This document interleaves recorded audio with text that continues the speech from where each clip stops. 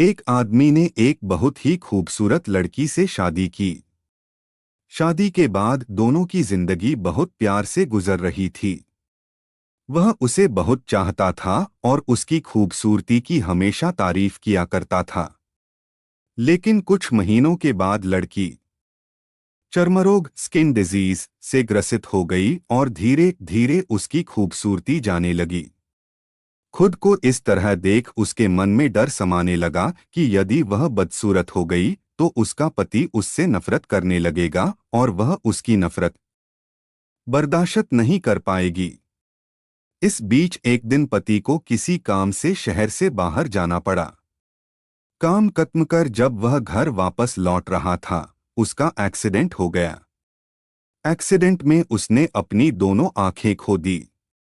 लेकिन इसके बावजूद भी उन दोनों की जिंदगी सामान्य तरीके से आगे बढ़ती रही। समय गुजरता रहा और अपने चर्मरोग के कारण लड़की ने अपनी खूबसूरती पूरी तरह गंवा दी। वह बदसूरत हो गई, लेकिन अंधे पति को इस बारे में कुछ भी पता नहीं था। इसलिए इसका उनके खुशहाल विवाहित जीवन पर कोई प्रभाव नहीं पड़ा। वह उसे उसी तरह प्यार करता रहा।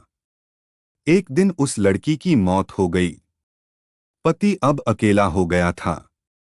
वह बहुत दुखी था। वह उस शहर को छोड़कर जाना चाहता था। उसने अंतिम संस्कार की सारी क्रियाविधि पूर्ण की और शहर छोड़कर जाने लगा। तभी एक आदमी ने पीछे से उसे पुकारा और पास आकर कहा, अब तुम बिना सहारे के अकेले कैसे चल पाओगे? इतने साल तो तुम्हारी पत्नी तुम्हारी मदद किया करती थी।